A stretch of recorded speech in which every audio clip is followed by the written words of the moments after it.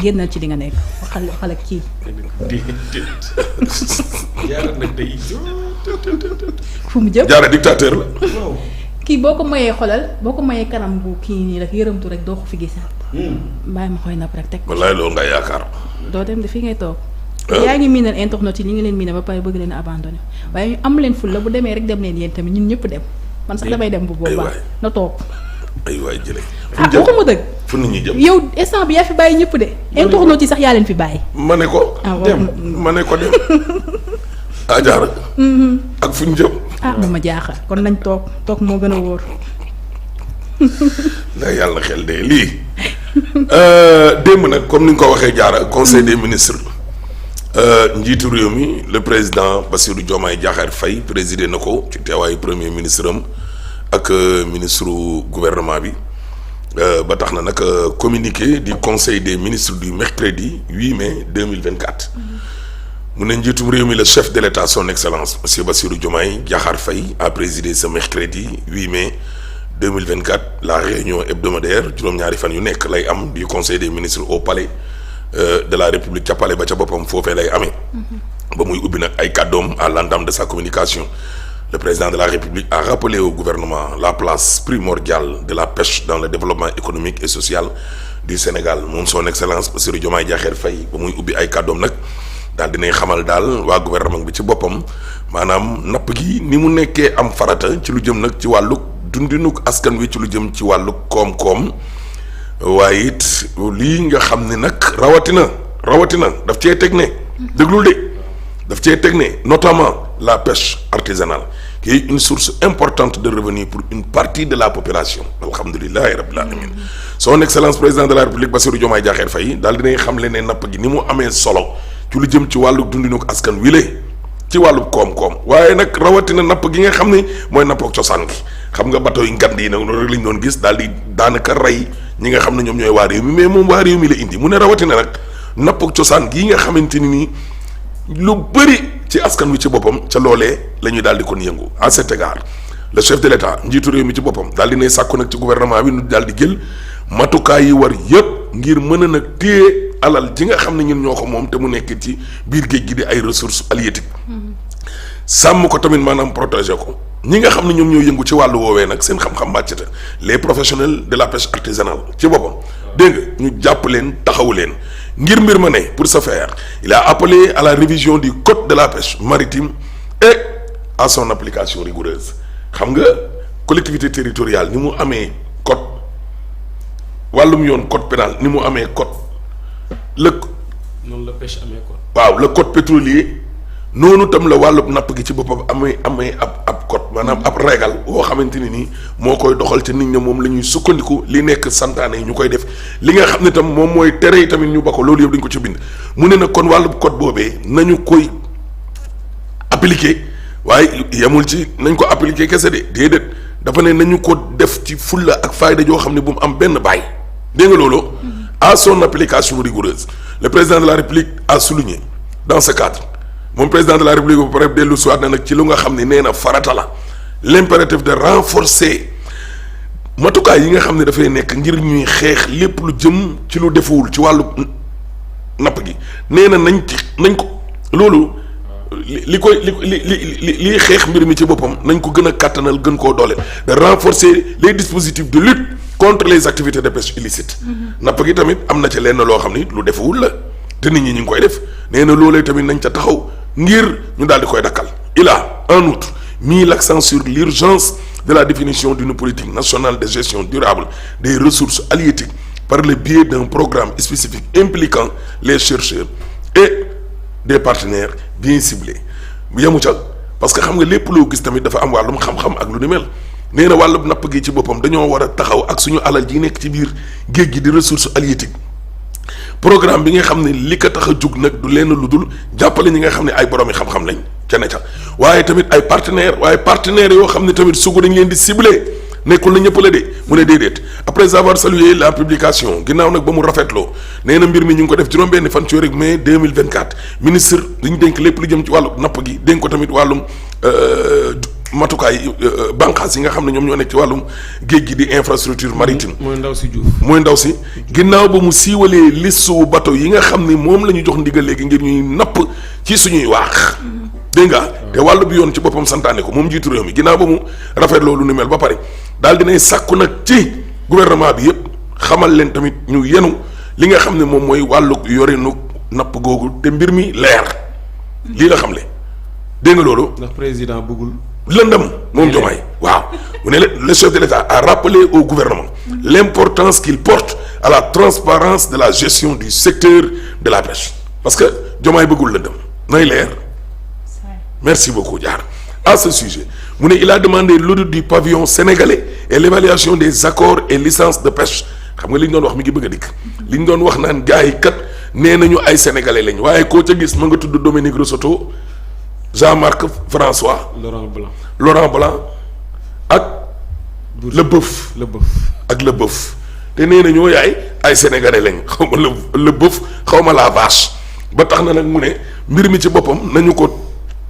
nañu ko auditer càmbar ko defit xayma yi mbir mi fan la toll le chef de l'État a de plus requis le recensement et l'évaluation des interventions subventions et financements de l'État dans le secteur des pêches en termes d'infrastructures réalisées et de soutien aux acteurs dégg nga loolu moom jiitu réew mi ci boppam daal dinay dellu siwaat na ngir ñu defaat am xayma ci lu jëm ci wàllum fa nga xam ne dugal nañ fa seenug loxo fa nga xam ne dugal nañ fa seenug ndimbal fa nga xam ne dugal nañ fa tamit seenug financement ci lu jëm ci wàllug napp googee ak matukaay ak jumtukaay yi nga xamante ni jot nañ ko fay réaliser yëpp ak jàppale tamit ñi nga xam ne ñoom ñooy acteurs yi nekk ci wàllu napp googu moom jiitu réew mi son excellence Bassirou Diomaye Diakhar Faye ba léegi ni la yemu ca ndaxte nag daal dinay sàkku ngir ñu yeesalaat indiwaat ab kaaraange ci lu jëm nag ci gaal yi nga xamante ni ay gaalu cosaan la te nekk fii ci biir réew mi loolee it nañ ci bàyyi xel boo seetloo ba ci biir son excellence bi mu dikkee ba léegi ni lee booy xool ba ci biir moom daal le Sénégal au Sénégalais loolu daal la daal di kon jiital parce que li mu wax fii nii dafa leer ba mel ni mii mu ne il a aussi demandé de veiller au renouvellement et à la sécurisation de la flotte de pirogues artisanales dégg nga dans le même sillage le président de la République son excellence Bassirou Diomaye Diakhar Faye a invité le premier ministre Ousmane Sonko mu sell mi à engager avec les acteurs du secteur de la pêche des concertations afin de définir un programme d'urgence de relance de la pêche artisanale et de développement de la pêche industrielle moom jiitu réew mi ba léegi ni la yemu ca daal di nay sàkku nag ci premier ministre Ousmane Sonko moom mu sell mi bu ko defee nag mu daal di songu ay waxtaan ak ñi nga xam ne ñoom ñoo séq nag lu jëm ci wàllu napp googee ngir mën a taxawal benn programme boo xam ne daar d'urgence ngir relancer waat nag lu jëm ci wàllu napp ak cosaan googu waaye lu gën a yokk tamit yii nga xam ne moom méngoog jamono di la pêche industrielle. Par ailleurs il a indiqué la nécessité de développer l'aquaculture source d'emploi par un maillage du territoire national en centre et station aquacole xam nga mbayum dër dafa am waaye noonu la nappum dërit amee napp gi nekkul dem géej nii rek sànni am na ñoo xam ne napp dañuy bay jën bay jën soo merci beaucoup boo demee fële ca Yungar Famara Baas da koy def bayub jën defar sa géeju bopp gandi ay mbalka defar li may wax moom ñii nga xam ne ñoo nekk ci wàllum napp gi ñoo ma ko gën a xam président de la république jàpp na ni wàllu woowu tam ña nga xam ne ñoom ñoo fa nekk dafa daan seenug doole création d'emploi boo xam ne dafa lay def bari na lool ba tax na nag mu ne loolee tamit sàkku na ci premier ministre bi ñu daal di cay jublu moom nag dellu si waat na évoquant le secteur de l'agriculture le chef de l'État dem na ca mbay ma fàttaliwaat na ne farata la goo xamante ni nii kon dañ koy war a taxaw ngir ñu moom suñu bopp ci lu jëm ci wàllum lekk fii ci Sénégal waaye it suñu wàllu koom-koom bi lay lu ko jëmale kanam waaye tamit lu indiwaat nag ab xëy wutal gone ay liggéey mu ne évoquant le secteur de l'agriculture le chef de l'État a rappelé qu'il est le moteur essentiel pour fonder sur une base solide la souveraineté alimentaire du Sénégal la croissance économique et la création d'emplois décents dégg nga loolu après mu ne nag bàyyi leen xel projet bi moom ci la dellu si àddee ñu bàyyi xel kon projet bi waaye sukkandiku tam ci projet boobee mu ne en s'inspirant du projet il convient selon lui de changer de paradigme en veillant à la responsabilisation accrue des organisations professionnelles à la base dégg nga loolu bu ñu sukkandikoo rek ci projet bi ci boppam il faut que ñu changer doxalin nga xam ne moom lañ doon doxal sukkandiku ci lan organisation professionnelle à la base yi ñu daal di cee sukkandiku mu ne looloo tax c'est tout le sens de la politique de soutien et de relance des infrastructures coopératives traduite par la nomination d'un secrétaire d'État aux coopératives et à l'encadrement paysan. Alpha Bala Guédiawaye la dëkk. Alpha Bala Guédiawaye la dëkk moom xam-xamam ci loolu la màcc. xam nga ngir gën a kàttanal nag lu jëm ci wàllu woowu moo tax nee na ñu taxawal sax ab benn secrétaire d'État dénk ko wàllum coopérative yi ak encadrement paysan béykat yi dañ leen war di encadrer. topp leen waaye seetaan leen noonu rek saa yi bu nawet bi jotee nga jëlub gerte sànni leen nga jëlub dugub sànni leen nga jëlub engrais sànni leen jël matériel agricole sànni leen. ba pare yow ñoo toog. boo leen encadré wul doo mën a définir politique de kii bi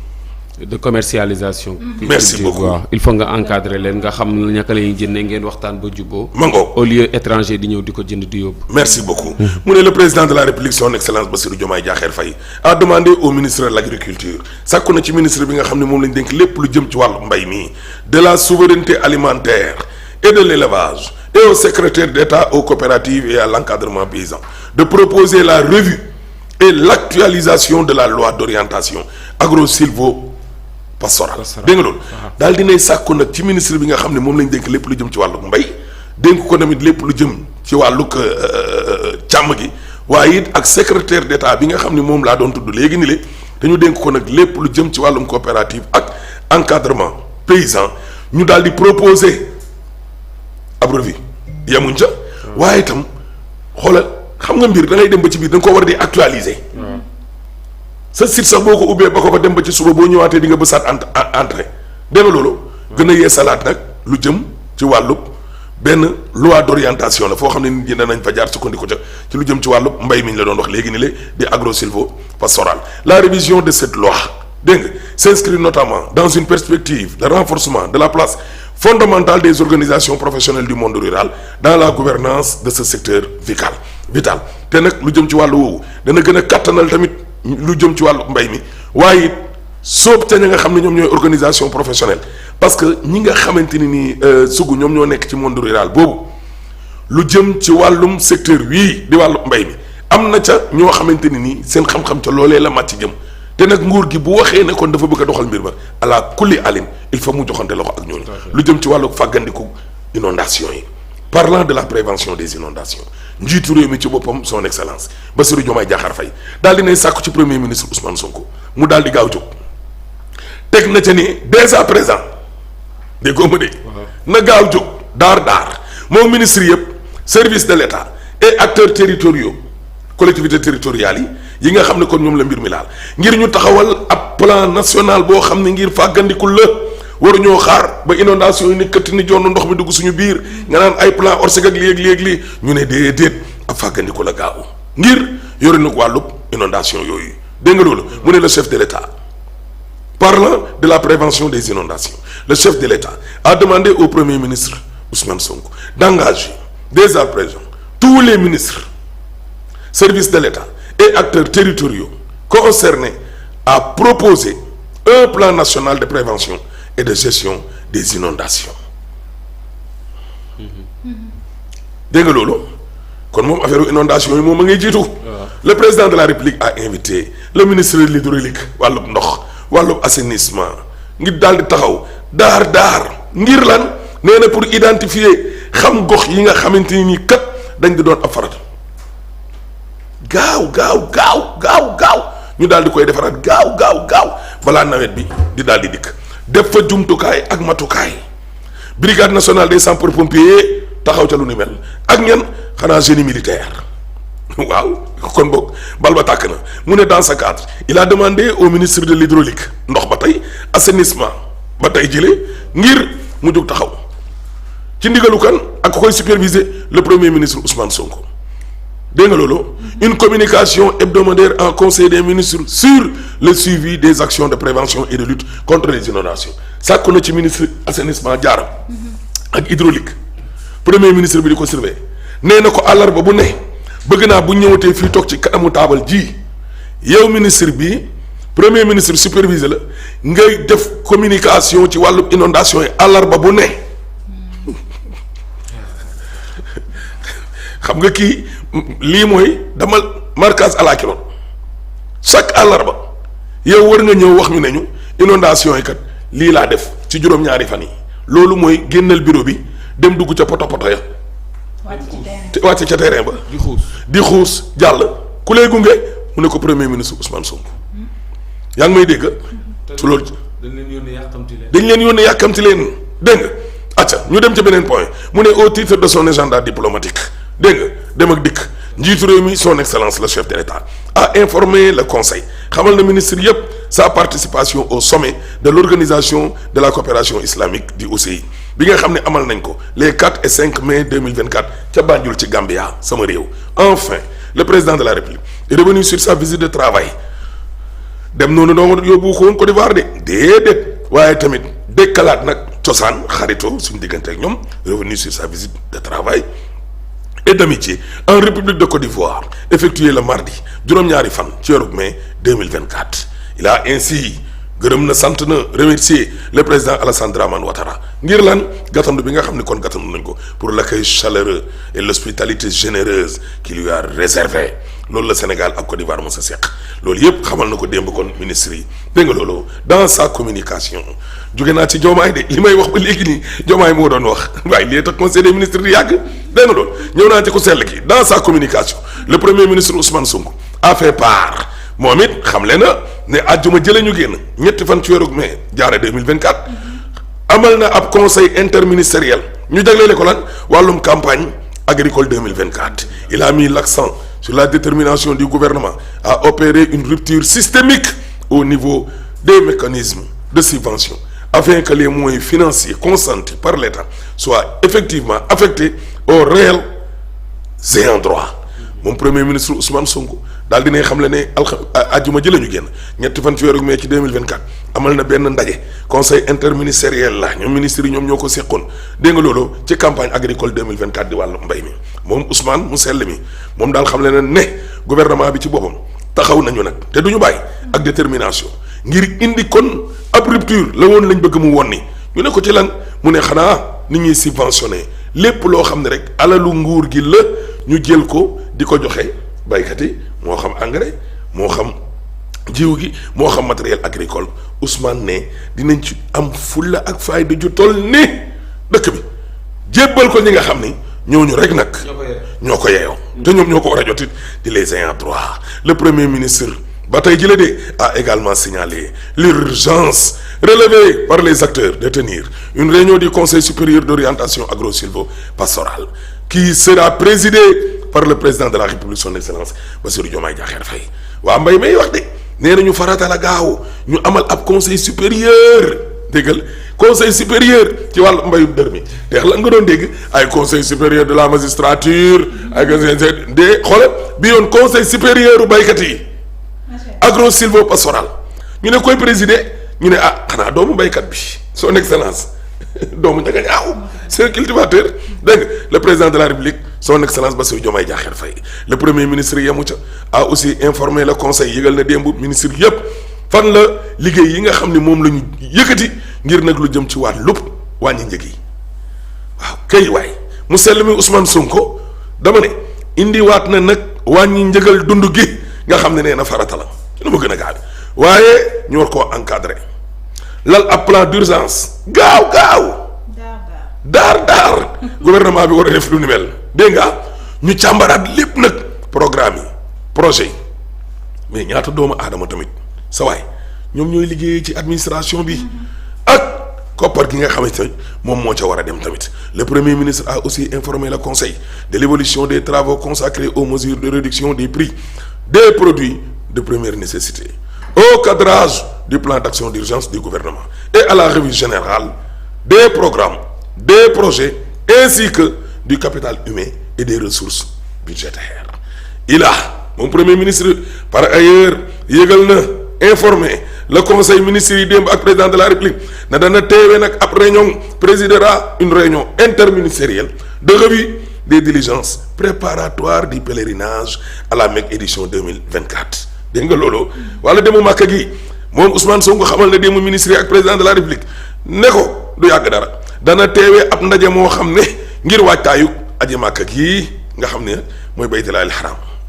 benn ñaar nee na it ndaje ma danañu fa waxtaanee tamit waajtaayu tabaski 2024. na xar yi yomb rek dégg nga loolu mu ne bu njëkk bi ci màkk gi kañ lay am Ousmane premier ministre ne le 10 mai lay am ñu ne ko ba ca topp tabaski bi mu ne le 14 mai mooy xanaa kii moo gaaw. ca dat wax moom Ousmane moom day jàpp ay datam dégg nga loolu jàpp naa ay datam bu yàgg. dégg nga loolu yow jaan kon nag mi ngi noonu ndaje yi dina am le 10 pour affaire Makka gi le 14 pour affaire tabaski bi. Enfin il a fait part des audiences qu'il a accordées moom premier ministre Ousmane Sonko de au gouverneur de la BCEAO daje na ak moom dëgg la moom Ousmane Sonko dalal na tamit ambassadeur u Inde fii ci Sénégal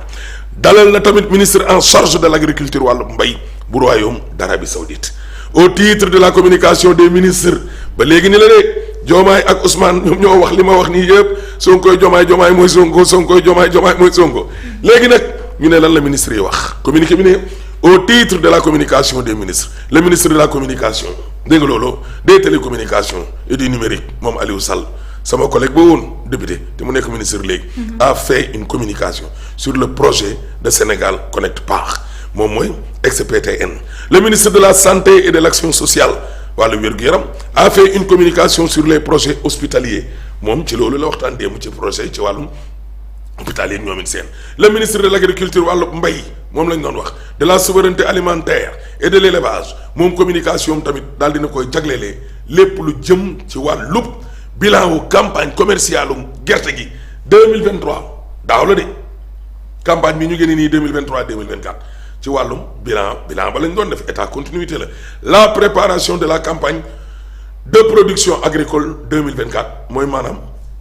atum mbay mi nga xam ne moom la ñu dëgmal ak lu jëm ci wàllum suivi exportation de produits horticoles yi jógee ci bitim réew fait à Dakar le 8 mai 2024 le ministre de la formation professionnelle porte-parole du gouvernement Amadou Moustapha Diek Sarré 2ATV. Merci. Bravo. Macha Allah amatina solo honorable. Bravo, merci. mais jeudi bi jot ñu mën a même bu nekkee bésu férié sax li nu mel du mën a ñàkk ndax nit yi léegi dem nañu ba